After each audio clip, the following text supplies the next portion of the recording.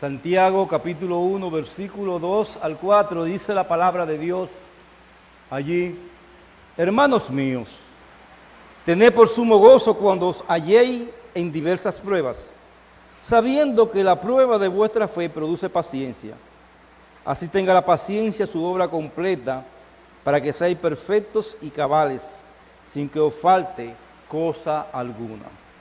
Vamos a orar. Estamos bien, Señor, y es por tu gloria, por tu gracia, por tu amor, por tu misericordia. Podemos decir, estoy bien. Pero te pedimos, oh Dios, que en medio de las aflicciones que vienen a nuestras vidas, tú nos ayudes, Señor, a seguir estando bien. Bendícenos, Señor, y ten misericordia de nosotros, Padre. Te lo pedimos, Señor, en el nombre de Jesús. Amén. Por lo que vemos en estos versículos, ni Santiago ni sus lectores conocían el evangelio de la prosperidad. Ese evangelio que se predica tanto en el día de hoy, que una muestra de que tú eres cristiano, que tú estás bien, que Dios te está bendiciendo, que Dios te está dando. Santiago no está hablando ni va a hablar en ningún momento de ese evangelio, sino que él comienza su epístola hablando abruptamente de las pruebas. Un tema que evidentemente no era extraño para aquellos hermanos, pero que en el día de hoy hablar de las pruebas está siendo extraño para la iglesia. Está siendo extraño en los púlpitos hablar de las pruebas, hablar del pecado, hablar del infierno y hablar de todas aquellas cosas, porque eso no agrada a la gente. El problema es, hermanos, nosotros los pastores que predicamos y los que predican la palabra de Dios, no estamos para agradar a la gente, estamos para agradar a Dios. Nuestras prédicas son para cumplir lo que Dios nos manda a decir. Eso no quiere decir que no prediquemos con gracia, porque a veces predicamos, hermano, y es una desgracia. O sea, queremos decir que estamos para dar todo el consejo de Dios. Ahora bien, nadie en el siglo I pensó que llegar a ser cristiano significaba un montón de cosas materiales, vivir en un palacio con sirvientes y nunca experimentar de ninguna manera esa punzada mala de salud. Santiago no dice eso. Santiago no dice tener por sumo gozo que tiene el evangelio de la salud, el evangelio de la riqueza y el evangelio de la prosperidad. Él nos dice eso, hermano. Él dice contar por sumo gozo cuando te enfrentes a diversas pruebas. Eso es lo que dice Santiago. Me encantan sus realismos. O sea, cristiano, Santiago está escribiendo con un gran realismo, una realidad que no está parte de nosotros. ¿Y por qué me encanta el realismo de Santiago como escribe? Porque la actitud con que el cristiano enfrenta las pruebas hace la diferencia en el mundo, hermano. Y eso es lo que Santiago quiere que aprendamos. La actitud con la cual el cristiano soporta y enfrenta las pruebas hace la diferencia. Este texto nos presenta que el cristiano debe enfrentar la prueba con gozo. No. Con alegría, no. Con sumo gozo, dice Santiago. Este texto nos presenta la sorprendente paradoja del gozo en medio de las pruebas. Y así se llama nuestro mensaje. La paradoja del gozo en medio de las pruebas. A lo largo de todas las épocas hay creyentes que se han mantenido victoriosos en Cristo en medio de las aflicciones y otros no. Unos transmiten un aire de victoria, otros un espíritu de derrota. Unos manifiestan gozo en el Señor, otros un espíritu triste que se carcome los huesos. ¿Qué es lo que hace la diferencia? ¿Es acaso el tipo de prueba que le viene a los cristianos? No. Porque una misma cosa acontece a ambos. Los dos pierden el trabajo, los dos se enferman, a los dos les roban el celular. A muchos les roban el celular aquí en la iglesia, no sé por qué. Los dos padecen pérdida. Sin embargo, hay uno que enfrenta sus pérdidas sabiendo que todas las cosas vienen de Dios. ¿Qué hizo Job? ¿Qué hizo que Job sobresaliera de los demás en su día? ¿Qué hizo Abraham, José o Moisés? ¿Acaso sus dificultades fueron diferentes a los demás? No, su actitud fueron diferentes. La fe de esos hombres era diferente en medio de las pruebas. Eso fue lo que hizo la diferencia. O sea, ellos eran diferentes, hermano. Y esto nos enseña que la actitud con que enfrentamos las pruebas hace toda la diferencia del mundo. Eso no cambia las circunstancias, pero sí nos ayuda a cambiar a nosotros. Dios está más interesado en nuestro carácter que en nuestro confort, hermano. Y tenemos que aprender eso. Familiaricémonos un poco con el lenguaje de nuestro texto. Quiero llamar la atención a varias de las palabras, esto es una introducción todavía, y el aspecto gramatical que aquí se utilizan. En el texto original de la frase inicial que aparece, sumo gozo, no es sumo gozo, sino todo gozo, esa es la idea, llamando nuestra atención a la actitud que hay que tener en medio de las pruebas. En el versículo 2 contiene un imperativo, un mandato, disfrutar, llevar las pruebas con sumo gozo, dice la palabra de Dios allí. Enfrentar las pruebas con sumo gozo. La palabra prueba también es una palabra que dependiendo del contexto puede significar tentación o prueba. Dios nos tienta mal, pero sí nos prueba, hermano. La fe que es probada por medio de las pruebas, Dios purifica esa fe. Y eso es lo que quiere dejar todo esto en el contexto con estas palabras. Dios nos ayuda, Dios nos purifica, Dios nos bendice cuando nosotros con sumo gozo o con todo el gozo enfrentamos la prueba. Y esto nos lleva a nuestro primer punto. El plan de Dios para sus hijos incluye pruebas y sufrimientos. Póngalo ahí, no se lleva lo que predican por ahí, no. El plan de Dios para lo suyo conlleva pruebas y sufrimientos. Las adversidades que llegan a nuestras vidas no son casualidad ni mala suerte. Algunos tienen la idea de que Dios y las pruebas son como el aceite y el agua, que no se mezclan. La Biblia no presenta tal cosa, hermano. De principio a fin, las Escrituras nos muestran que la intervención de Dios en la vida de los hombres incluye aflicciones y calamidades por las cuales lleva a cabo sus propósitos eternos. Es en medio de la prueba que Dios nos va a enseñar a vivir como hijos del Rey. Santiago nos dice, tened por sumo gozo si os halláis en diversas pruebas, sino cuando os halléis en diversas pruebas. Cuando os halléis, habla de que vendrán las pruebas, hermano. Por eso cantábamos, de paz inundada mi senda y ocurra un mal de aflicción a una persona que perdió a toda su familia en un naufragio. ¿Qué pudo decir este hombre? En medio de esta circunstancia, yo soporto esta prueba y estoy bien con mi Dios. El carácter de ese hombre era diferente a muchos que se sobraron también en ese naufragio. La vida libre de problemas e inconvenientes por el hecho de ser cristiano es una utopía. Es un evangelio mal que se nos está vendiendo. El evangelio, la vida del creyente está llena de dificultades y de problemas. Todo creyente enfrenta y enfrentará problemas y dificultades. Es imposible evadirlo. No podemos controlar todas las circunstancias. Las pruebas vendrán, hermano, y de diferentes colores. El asunto es qué hacemos con esa realidad. ¿Qué hacemos con la realidad de que las pruebas vendrán a tu vida y a mi vida? A veces nosotros nos subimos al púlpito aquí lleno de pruebas, y a veces tenemos que llamar al pastor y a otros hermanos para orar antes de subir al púlpito, porque las pruebas nos están agobiando. ¿Por qué? Porque van a venir.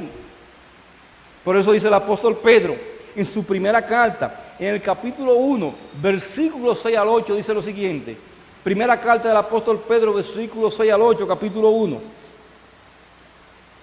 En lo cual vosotros os alegráis, aunque ahora por un poco de tiempo, si es necesario, tenga que ser afligido en diversas pruebas, para que sometido a prueba vuestra fe, mucho más preciosa que el oro, el cual aunque perecedero se prueba con fuego, sea hallado en alabanza, gloria, honra cuando se manifieste Jesucristo, a quien amáis sin haberle visto, en quien creyendo, aunque ahora no lo veáis, os alegráis con gozo inefable y glorioso. ¿En qué? En medio de la prueba. Con gozo inefable. Nos vamos a alegrar cuando Cristo venga, pero en medio de la prueba estamos con esa expectativa de que el Señor vendrá, y las pruebas nos sirven es para decirnos que estamos sin Cristo. El mismo apóstol Pedro, en el capítulo 4, versículo 12, dice allí la palabra de Dios. Capítulo 4, versículo 12. Amados, no os sorprendáis del fuego de pruebas que ha sobrevenido, como si alguna cosa extraña os aconteciese. No es extraño, hermano, la prueba. Cuando ven una prueba a su vida, no es nada extraño, dice el apóstol Pedro. Otra cosa que la frase nos enseña es que nosotros no debemos andar buscando las pruebas. Es cuando halléis la prueba, cuando caigan en ellas. Hay gente que, recuerdo un joven que lo encontraron en una esquina, en medio de una francachela con una copa o un trago de ron. ¿Y es que entonces ahí? Aquí buscando las pruebas. No, así no se buscan las pruebas, hermano. Ahora bien, el texto habla de diversas pruebas, literalmente pruebas de varios colores. No la busquemos, pero vendrán. Lo que quiere decir Santiago es que las pruebas que enfrentaremos vendrán de muchas formas, matices y grados, aún con otro cuerpo que aún tiene residuos de la chikungunya, que es difícil a veces subir aquí al púlpito por los dolores en la rodilla. No es que cada creyente tendrá que sufrir todo tipo o grado de pruebas, sino que los cristianos en general estamos sujetos a pruebas de cualquier tipo y de cualquier fuente. Las pruebas pueden venir de una gran variedad de formas y circunstancias, pero veremos cuál es el propósito de esa prueba. Y eso nos lleva a nuestro segundo punto. La actitud que Dios espera de sus hijos en esa prueba es de gozo. Repito. La actitud que Dios espera en medio de la prueba de parte nuestra es una actitud de gozo. Por eso le pusimos la paradoja de la prueba a este mensaje. Dice el texto del versículo 2, hermanos míos, tened por sumo gozo cuando os halléis en diversas pruebas. Alguien ha llamado a este texto el llamado irracional o el mandato irracional. ¿Por qué? Porque humanamente lo que se nos pide aquí es irracional. La persona a la que Santiago escribe en algún momento de su vida habían sido dispersadas, posiblemente despojadas de sus hogares y posesiones. Y según la epístola, muchos estaban siendo explotados por los ricos y llevados a juicio injustamente y menospreciados. ¿Por qué? Porque habían creído en el Señor. Como veremos en otros mensajes. Muchos creyentes estaban siendo llevados a juicio, inclusive por creyentes. A esos hermanos Santiago da un mandamiento y luego la razón detrás del mandamiento. Hermanos míos, tened por sumo gozo cuando os halléis en diversas pruebas. ¿Están siendo probados? Bueno, gócense. Es de esa forma que comienza su carta. Un comienzo extraño. Que nos gocemos en medio de los problemas. Pero lo tenía tanto en su corazón, era tan necesario para sus oyentes, que así comienza él a escribir. ¿Acaso Santiago estaba siendo un insensible con personas que habían pasado por tantas aflicciones? ¿Acaso era que estaba desconectado de la realidad, viviendo él mismo en una nube mientras los demás sufrían? No, porque él escribe contra todas estas cosas. Por eso dice más adelante, si viene alguien y te pide algo, no lo mande así. O sea, él sabía lo que había en medio de los problemas. Él había vivido en carne propia las persecuciones y las penurias de la iglesia de Jerusalén. A partir de la muerte de Esteban, la iglesia sufrió grande hostilidad de tal nivel que muchos tuvieron que trasladarse a otras ciudades. Y cuando escribe este mandamiento, no hace otra cosa que repetir lo que Jesús mismo había enseñado. Santiago no está escribiendo nada desconocido, es lo que el Señor ya había enseñado. Por ejemplo, vayamos a Mateo capítulo 5, versículo 10 al 12. Mateo 5, 10 al 12. Dice allí la palabra de Dios: bienaventurados los que padecen persecución por causa de la justicia, porque de ellos es el reino de los cielos. Bienaventurados soy cuando por mi causa os vituperen y os persigan y digan toda clase de mal contra vosotros mintiendo. ¿Qué dice el Señor? Pónganse a pelear. Gozaos y alegraos, dice el Señor. Porque vuestro galardón es grande en los cielos. Porque así persiguieron a los profetas que fueron antes de vosotros. O sea, Santiago está escribiendo lo que había aprendido de su hermano, el Señor Jesucristo. Que se gozaran cuando somos perseguidos, cuando tenemos pruebas, cuando tenemos dificultades. Y vuelvo a Primera de Pedro, capítulo 4, versículos 12 al 16, para ver lo que el apóstol Pedro vuelve a enfatizar en esta carta. El apóstol Pedro está escribiendo una carta a personas que están muriendo y quiere darle vida a través de la enseñanza. ¿Y qué dice el apóstol Pedro en esa carta? En el capítulo 4, versículo 12 al 16, y el apóstol Pedro le escribió a la misma persona que está escribiendo de Santiago. Dice lo siguiente: amados, no os sorprendáis del fuego de prueba que os ha sobrevenido, como si alguna cosa extraña aconteciese, sino gozaos. ¿Qué dice? Gozaos, por cuanto soy participante de los padecimientos de Cristo, para que también en la revelación de su gloria os gocéis con gran alegría. Si sois vituperados por el nombre de Cristo, sois bienaventurados, porque el glorioso Espíritu de Dios reposa sobre vosotros. Ciertamente de parte de ellos, Él es blasfemado, pero por vosotros es glorificado. Así que ninguno de vosotros padezca como un homicida o ladrón o malhechor, o por entremeterse en lo ajeno. Pero si alguno padece como cristiano, no se avergüence, sino glorifique a Dios por ello. Si alguno padece como cristiano, conscientemente debemos cultivar una actitud positiva hacia las pruebas, es lo que está diciendo la palabra de Dios. Debemos cultivar una actitud positiva hacia las pruebas. La tendencia natural es llevarnos de nuestras emociones y decaer y amargarnos. Dios nos dice que aquí es un asunto de actitud. Debemos también hacer el señalamiento de que Santiago no está hablando de una alegría superficial. Hermano, nadie se alegra por el sufrimiento, ni tampoco nosotros debemos alegrarnos por el sufrimiento. Nos gozamos en medio del sufrimiento. Eso sí, si el mandamiento nos hablara de un gozo por el sufrimiento mismo, entonces sí tendríamos razón para considerar este texto, esta exhortación irracional. Pero eso no es el caso. Santiago no está hablando que nosotros debemos, en medio de la prueba como creyentes, gozarnos en ella. No con un gozo irracional, sino sabiendo que Dios, como veremos más tarde, está obrando en nuestras vidas a través de esas pruebas. Hebreo capítulo 12, porque no nos gusta esas cosas, el escritor de los Hebreos dice lo siguiente en el versículo 11, Hebreo 12, 11. En verdad que ninguna disciplina al presente parece ser causa de gozo, sino de tristeza. Pero después da fruto apacible de justicia a los que en ello han sido ejercitados, dice el escritor. O sea, viene la prueba, es verdad, no me siento bien en medio de la prueba, pero Dios está obrando, y cuando viene ese fruto de justicia en medio de la prueba, viene el gozo. Nos gozamos en la perspectiva de que tarde o temprano las pruebas en nuestras vidas van a producir sus frutos. No debemos ignorar lo que es obvio. Tener por sumo gozo, dice, es un mandamiento, no es una opción. El verbo que aquí aparece en el texto griego es mucho más que simplemente tener. Es una consideración deliberada. En medio de la prueba, no va a tener gozo, no. Yo tengo que prepararme para gozarme, porque Dios está obrando en medio de esa prueba para mi vida. Muchos hombres de Dios obedecieron este mandato y salieron airosos de la prueba. Hechos capítulo 5, versículo 41.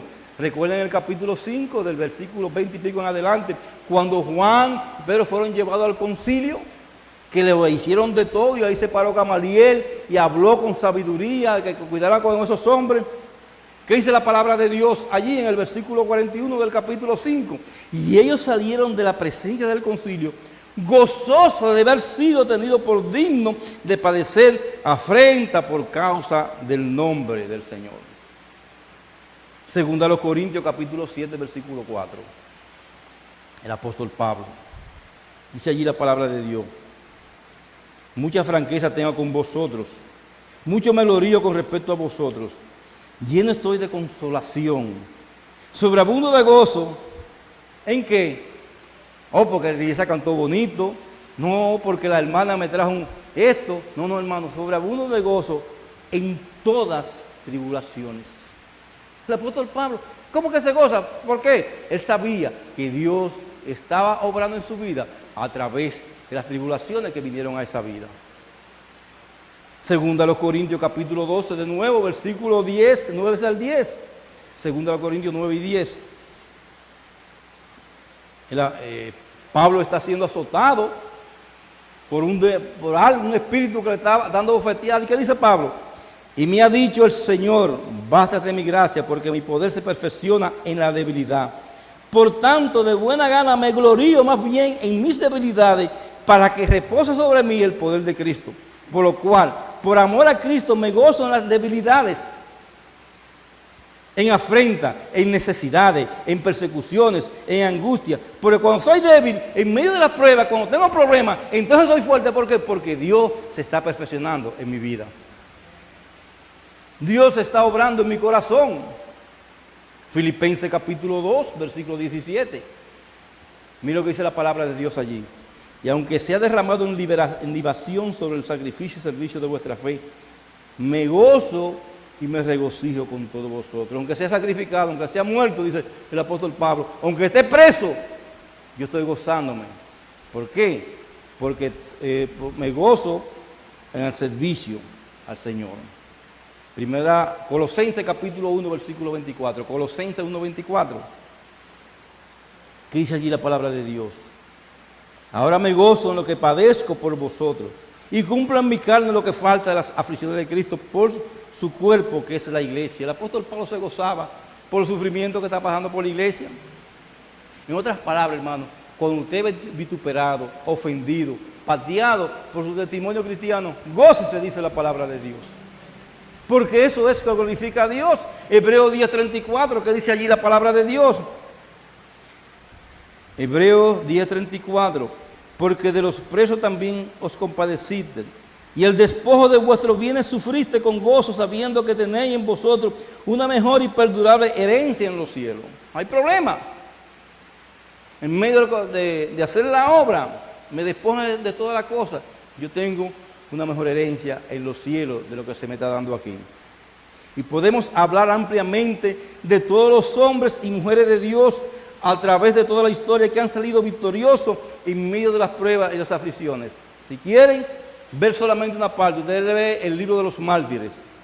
O se lee un librito que se llama El mártir de la catacumba y se va a dar cuenta de los sufrimientos que pasaron hombres y mujeres de Dios, y sin embargo su sangre abonó, el sufrimiento de ellos abonó la semilla del Evangelio. Y aquí mismo en la iglesia, hermano, como Miriam, la hermana Miriam, aceptó con gozo su enfermedad y se fue gozosa a la presencia de Dios. Y más aún, tenemos una hermana que era miembro de nuestra iglesia, en la cual nos hemos gozado todo el tiempo, la hermana Betty. Tiene un cáncer terminal, metástasis en el hígado. La quimioterapia no le están haciendo nada. Y yo voy a visitarla hace 2 o 3 días, hace un par de semanas, y salió a comer con nosotros. Y yo me avergoncé del gozo que tiene ella, sabiendo que Dios está obrando para bien en su vida, que algún día va a estar en la presencia de Dios. ¿Qué haremos nosotros entonces, hermano? Tenemos el mandamiento, tenemos el ejemplo bíblico de otro, tenemos el ejemplo de creyentes a nuestro alrededor. Nuestro deber es asumir esa actitud piadosa en los diferentes tipos de pruebas que afrontamos. El abanico puede ser muy amplio: enfermedades, dificultades financieras, soledad, me botó el marido, me botó la mujer. Digo, yo creo que no se da también sí, entre los cristianos. Problemas familiares con nuestros hijos, dificultades financieras, soledad, muerte, condiciones difíciles de trabajo, problemas con un vecino. En todas estas pruebas nuestra actitud debe mostrar gozo, el gozo correspondiente. Todo gozo para las diversas pruebas es la idea. Y esto nos lleva a nuestro tercer punto. El sostén de ese gozo es que las pruebas no son infructuosas. Hermano, las pruebas no son infructuosas. Lo racional detrás de este gozo viene de saber que esas pruebas tienen una función o un valor espiritual.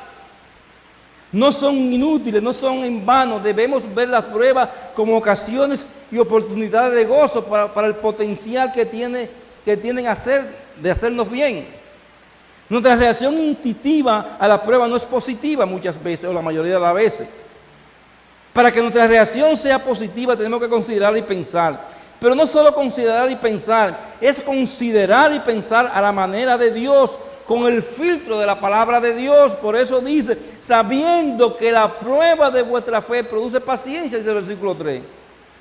El primer paso es entender que la prueba de vuestra fe produce algo positivo en nuestra vida. ¿Qué produce la prueba? Dice la palabra de Dios, produce paciencia. No hay un conocimiento vital para poder experimentar el gozo en medio de la prueba. Es necesario comprender que estas no vienen por casualidad, pero también es necesario saber la forma que esas pruebas operan en nuestro carácter. La idea es la de alguien con resistencia, con aguante, con fortaleza, perseverancia. Eso es lo que produce la prueba, hermano. Produce un carácter diferente. En medio de las pruebas nosotros aprendemos a tener el carácter de Cristo. Como bien dice un hombre de Dios, aquí no se está hablando de resignación. ¿Y qué voy a hacer? No es una actitud pasiva. La resignación implica una actitud de derrota. La paciencia en medio de la prueba es una actitud de triunfo. Y eso es lo que Dios quiere. Que tengamos en medio de la prueba, aunque esté nuestra senda inundada, que tengamos una actitud de que el Señor trajo esa prueba por algo y que Dios está obrando en nuestras vidas. Yo sé que muchos de aquí han visto Rocky, 1, 2, 3, 4, y ahora está Rocky Balboa. Yo creo que no va a hacer ninguna más porque ya está viejo. Y aquí vemos a este hombre, hermano, un boxeador que ha peleado, según él, en la película, muchísimas veces y se ha hecho más sagaz, más ágil y más resistente.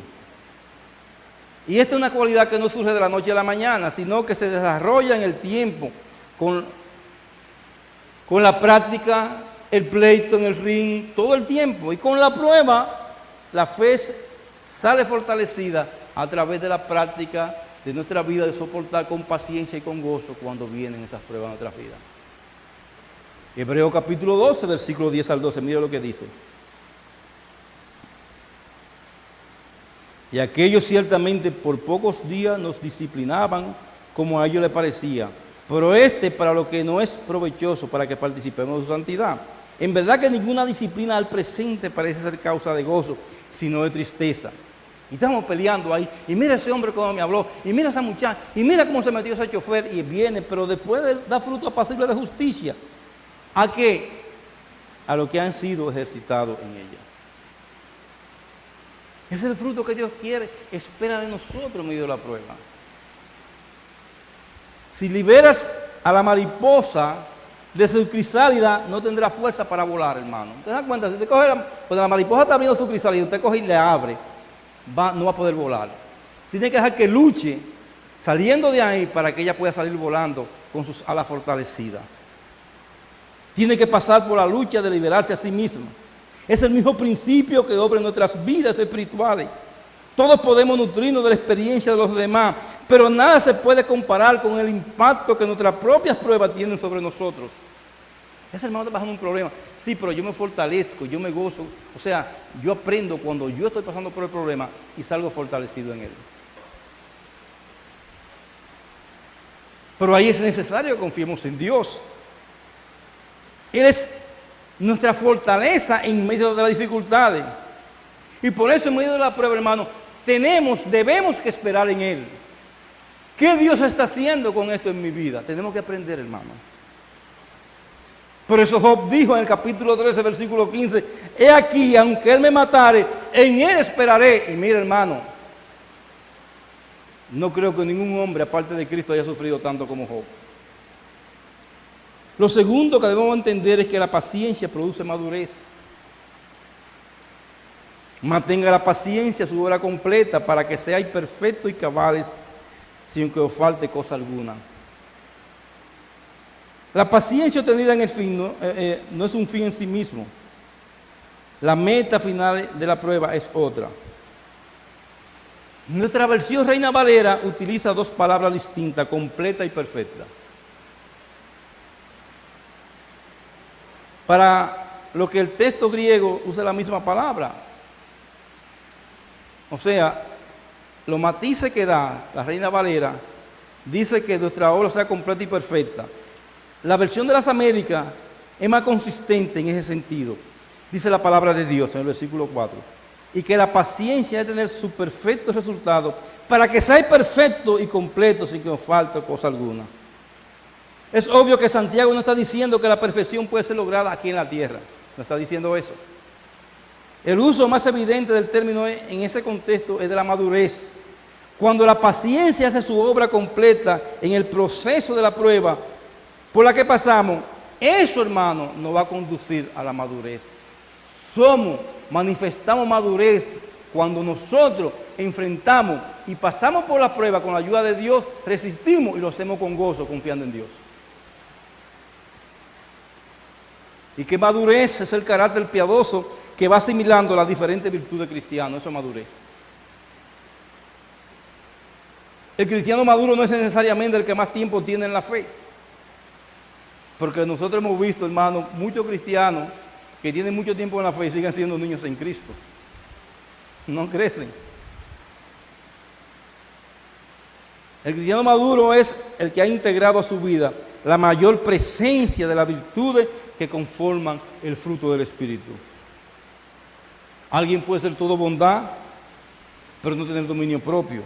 La idea bíblica de crecimiento espiritual es crecer en todas las virtudes. Sin esa prueba, sin la prueba, hermano, de seguro que algo de nuestro carácter se va a quedar sin desarrollar.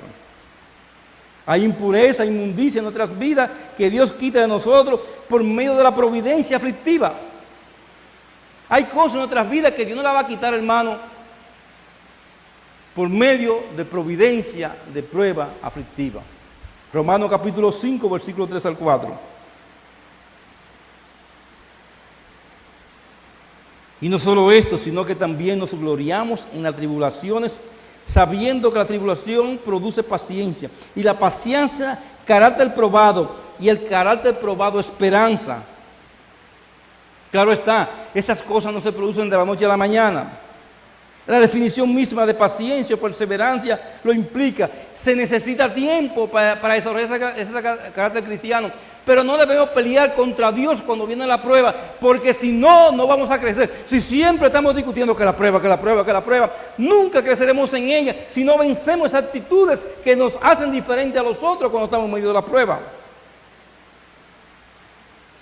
Hermano, para que una fractura se sane adecuadamente, el paciente debe esperar tiempo recomendado por el médico. Del mismo modo, nosotros no debemos interferir con las órdenes del médico de nuestras almas, queriendo adelantarnos a los acontecimientos. Dios nos va a probar en diferentes áreas de nuestra vida para que crezcamos y manifestemos todo el fruto del Espíritu en nosotros a través de esas pruebas, hermano. Por eso dice el Salmo 138, versículo 8, Jehová cumplirá su propósito en mí, tu misericordia, Jehová, es para siempre. No desampare la obra de tus manos. Hermano, ¿y quiénes son las obras de sus manos? Somos nosotros la obra de sus manos. Voy a leer algo que encontré por ahí en un mensaje hablando de esto. Dice, comúnmente se enseña que las pruebas producen madurez, pero no es así. Antes bien, la fortaleza y la perseverancia en tiempo de prueba producen madurez.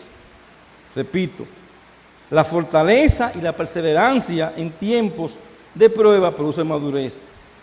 En tiempos de prueba debemos practicar la fortaleza espiritual.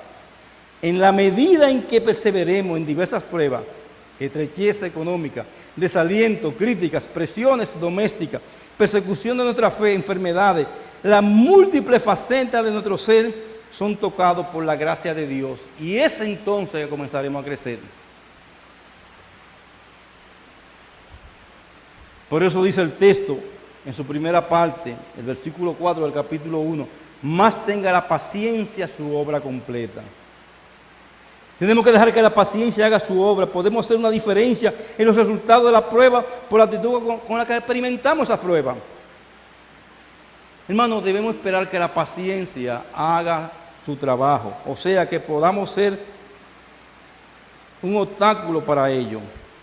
No podamos ser, o sea, que no seamos un obstáculo para que la paciencia haga su obra en nosotros. ¿Cómo se fortalecen los músculos? Los músculos de nosotros. Por la resistencia a la que los sometemos. El músculo que no se utiliza se atrofia. Del mismo modo, sin la perseverancia en permanecer fieles y dando gloria a Dios en las dificultades, no vamos a desarrollar madurez espiritual. Si peleamos por todo lo que nos viene, con toda la ofrenda que tenemos, no vamos a crecer espiritualmente. Si estamos peleando todo el tiempo con lo mismo, no vamos a crecer, hermano. No vamos a crecer. Le voy a hacer otra lectura que encontré por ahí. Dice, la vida en la tierra no valdría mucho la pena si toda la fuente de irritación nos fuera quitada. O nos fuera quitada. No obstante, la mayoría de nosotros se rebela contra las cosas que nos irritan y consideran una gran pérdida lo que debería ser una rica ganancia. Se nos dice que las ostras es más sabia que nosotros. Las ostras, esa concha que uno ve por ahí. Que cuando un objeto irritante como un granito de arena se introduce debajo de la manta de su concha, sencillamente la ostra la cubre con la parte más preciosa de su ser y la convierte en ¿qué? En una perla. La irritación que producía se detiene rodeándola de formación perlada. Por tanto, una verdadera perla es sencillamente una victoria sobre la irritación. Cada irritación que viene a nuestras vidas hoy día es una oportunidad para el cultivo de perlas. Cada irritación que viene a nuestra vida es una oportunidad para el cultivo de perlas. Mientras más irritaciones el diablo envía a nosotros, más perlas tendremos. Solo necesitamos recibirla y cubrirla completamente con amor, la parte más preciosa en nosotros. Y la irritación será recubierta mientras surge una nueva perla. ¿Qué colección de perlas podríamos tener si nos dispusiéramos a hacer esto? En medio de los problemas, cosas de irritación, por la gracia de Dios, oro por ella, espero en Dios, practico la paciencia, y esa irritación se va a convertir en una perla para nosotros. Hermano, deberíamos tener collares inmensos de perlas espirituales, pero ¿qué va? Vivimos peleando. Cuando nos irritamos, no, más el dedo, entonces nos irritamos mucho más. Génesis capítulo 5 es un ejemplo de eso, 50, versículos 19 y el 20. Génesis 50, 19 y el 20, dice allí la palabra de Dios, hablando de José, ese hijo de Jacob que pasó tanto problema, y cuando se encontró con sus hermanos, al final de sus vidas, o de los tiempos difíciles, dice la palabra de Dios, le respondió Josué, no temáis, ¿acaso estoy yo en lugar de Dios? Vosotros pensaste que mal contra mí, mas Dios lo encaminó a bien para hacer lo que vemos hoy, para mantener en vida a mucho pueblo. Lo mismo podemos también decir que ocurrió con Job.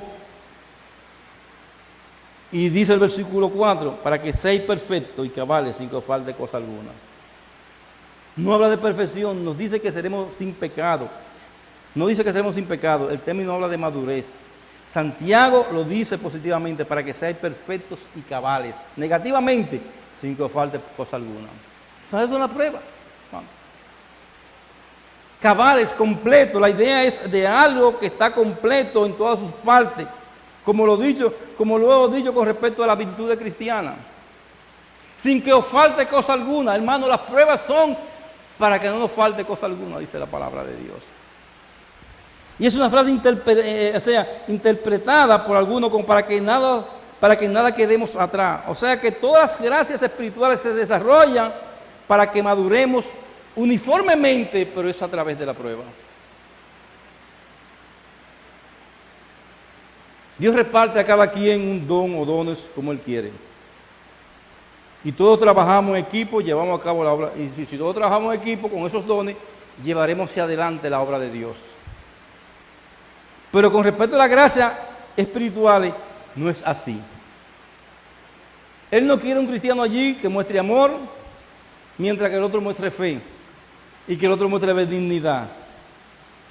Dios nos ha llamado a todos a mostrar todas las virtudes y frutos del Espíritu.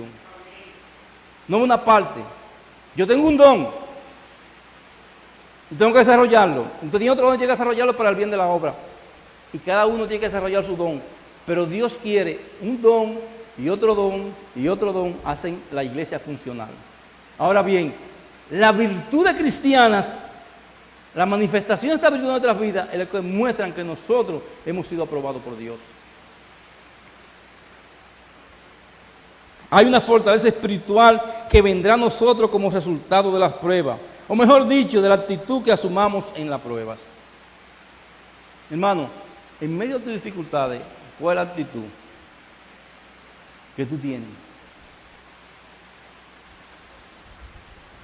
Dios quiere que consideremos las pruebas como oportunidades de gozo y de perseverancia y de madurez. Y cuando llegue el momento, hay una determinación decisiva que tomar, que Dios nos da la gracia, nos dé la gracia para tomarla y honrar su nombre. En medio de la prueba, Dios nos va a bendecir, hermano. Si resistimos las pruebas, Dios no. Pero no podemos en medio de la prueba vivir todo el tiempo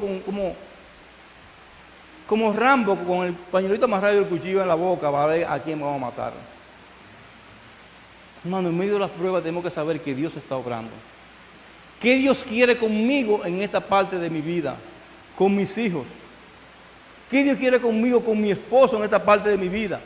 ¿Qué Dios quiere? ¿Por qué Dios me está pasar esto en mi trabajo? Oh, pero que el nombre trabajo, uno pasa muchísimo trabajo en el trabajo. ¿Qué Dios quiere con esto? O sea, ¿sabes qué quiere Dios? Purificar nuestras vidas para que tengamos paciencia, perseverancia, fe abundante y nos parezcamos al Señor Jesucristo. Eso es lo que Dios quiere. La pregunta es, hermano, ¿has sucumbido a una parálisis infantil espiritual? Porque lo que nos quedamos peleando en medio de la prueba, nos comportamos como niños en Cristo. ¿O anda en pos de asumir el carácter de Cristo en tu vida? Para salir de un estado y llegar a otro, las pruebas juegan un papel fundamental. Y tu actitud en ella hace una enorme diferencia. No es el número de las pruebas lo que nos lleva a la madurez, sino nuestra actitud en medio de la prueba. ¿Qué actitud tú tienes en medio de la prueba que está pasando? ¿Pelear? No, hermano. Paciencia. Dios nos va a dar paciencia, esperanza, amor. El fruto del Espíritu se va a desarrollar en nuestras vidas. Pero muchas veces nosotros vemos la prueba como algo, una oportunidad para pelear con alguien. No, hermano, las pruebas son para pelear con nosotros, contra nosotros mismos. Para cambiar nuestras vidas, para transformar nuestras vidas, para vivir vidas diferentes, para que amarremos nuestros labios, nuestros corazones, nuestros ímpetus, que estamos por esta sangre caribeña que tenemos, que andamos todo el tiempo con el hacha del indio en la mano, buscando a quién herir. No, hermano, en medio de la prueba Dios quiere que tengamos paciencia, que tengamos perseverancia, que nos gocemos, sabiendo que en esas pruebas Dios está obrando. Que nuestro Señor y Dios nos ayude a cambiar nuestras actitudes en medio de las diversas pruebas que vienen a nosotros. Esa es la idea de Santiago. Y esa es nuestra oración, que Dios cambie. Ahora cuando llega el trabajo el lunes, tú verás, no tengo que decirle nada al jefe, tengo que orar al Señor, ese es mi jefe. Y el Señor va a cambiar las actitudes mías y de Él. Oh, hermano, que Dios nos ayude a ver las pruebas como algo importante para crecer en nuestras vidas. Y que partamos de este lugar con el gozo de saber que en medio de las pruebas que vienen a nuestras vidas, el Señor está obrando en nuestro carácter. Hermano, en medio de la dificultad que tú tienes, hermana, en medio del problema que tú tienes,